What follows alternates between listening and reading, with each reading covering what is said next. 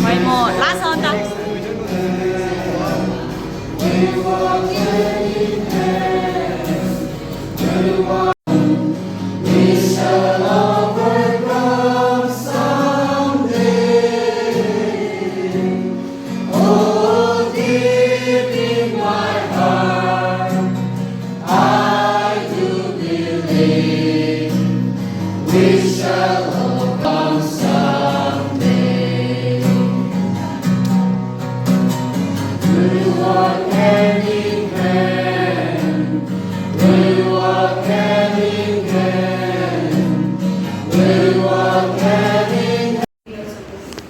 Visan Foundation came a little later when we realized we wanted to do a lot of work, and because one of the founding members of Visan House Foundation was my daughter. She was 19 and a half when she passed away. She was talking to me and we were sitting and chatting, and she said, "Mama, that time was for me." And I went inside and within a minute. And why am I telling you this story? There's a reason. So it was 12:36 in the afternoon on 15th of May. And I was doing my work on the computer, and 12:38 she was home. She was a 19 and a half girl doing her second years. She was doing her honors. It was her last exam on 17th of June, 17th of May. That's the day she was actually taken to the cemetery. But we never expected. She was saying, "Mama, I want to go to my Archie's house." Archie my husband is a Tamil South Indian, so Archie means grandmother. She said, "I want to go there." And she had so many dreams. She was a beautiful child. She was one of the pillars in my eldest daughter. So very special.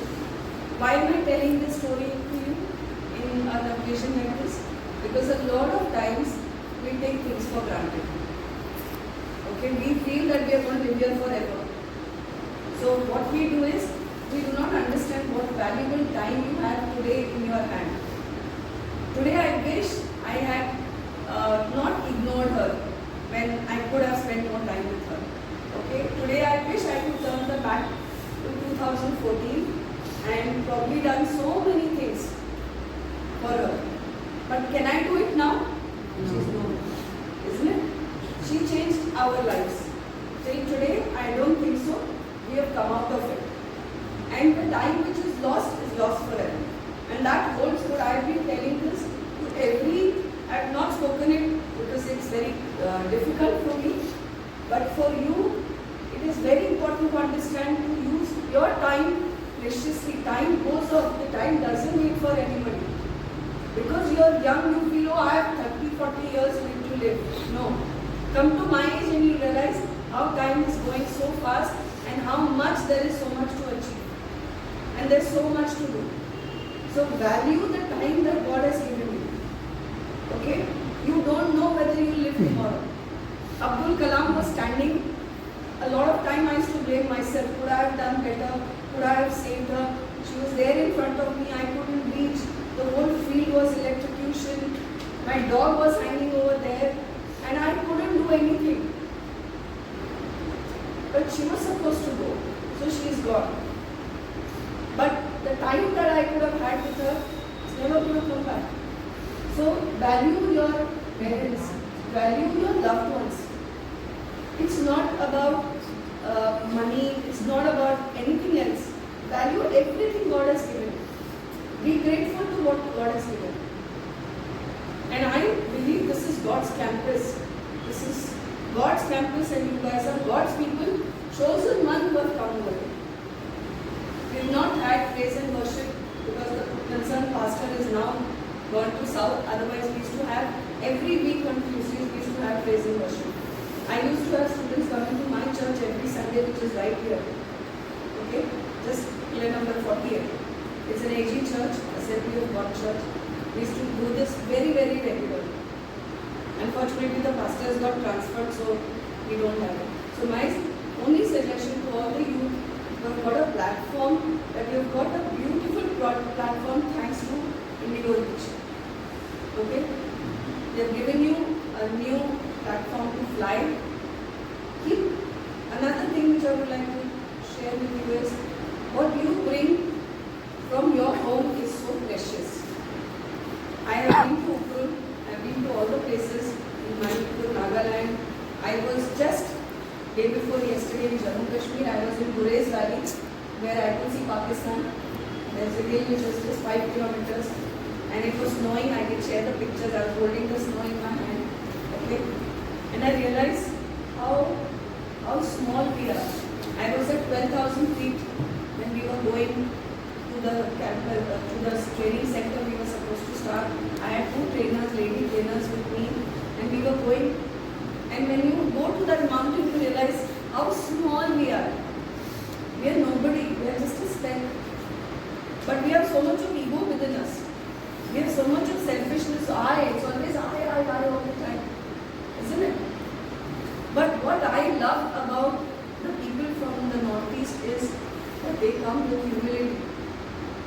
Okay? They come with so much of, what can you say, innocence. Because in your culture, there's a lot of humbleness. Keep your culture very close to your heart.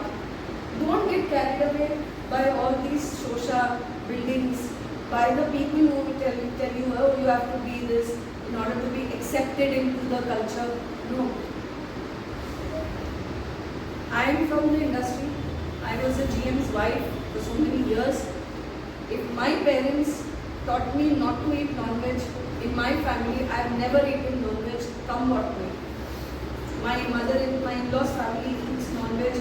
I cook non-veg, but nobody can make me do what my family does. Till date, I can make crab for you, I can make chicken for you, fish for you, what you want I will make, mutton biryani, chicken biryani, everything. But I will not eat, because that is what my parents' value system is. So keep your value system close to your heart. You are special because you have communication skills. You are special because you have the service attitude ingrained in your system. Don't let it get mixed up by this culture of Delhi, Mumbai, or any other place, or even abroad. Then you will be just one of them. So be special. Keep that nice things to your value. Your parents have given you so much of value system in your own culture. Keep that. Don't give it up. Don't try to be like somebody else. Okay? Normally it happens when you go to a new place, you try to gel in that place. Don't do it. In that gelling, you forget that you are also giving away certain very important things that you have, which is the reason why you are being selected. You understand that? Okay? Thirdly, I would like to appreciate all the mothers of the children who are sitting here, especially my girls.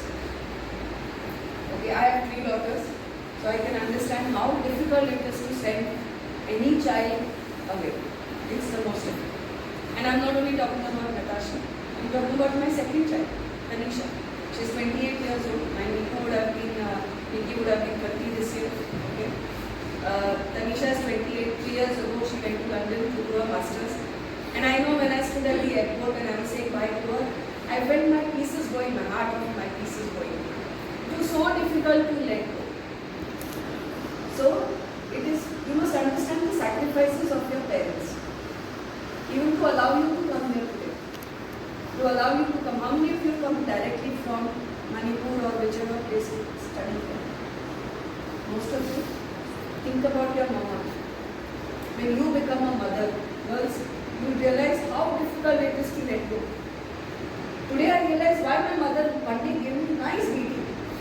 So I went to a boys' house, and for us in Mumbai, I used to say in Mumbai, it was a there were no girls. So there were only 2 families which had girls, and we had all boys, so we grew up with them. For us, we never differentiated. Unlike you guys who have mobile and phones and other things, we grew up in an atmosphere where boys were like, oh, boys.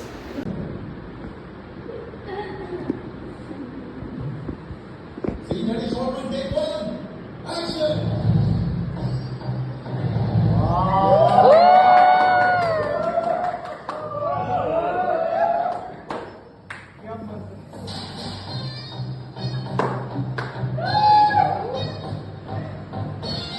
Thank you.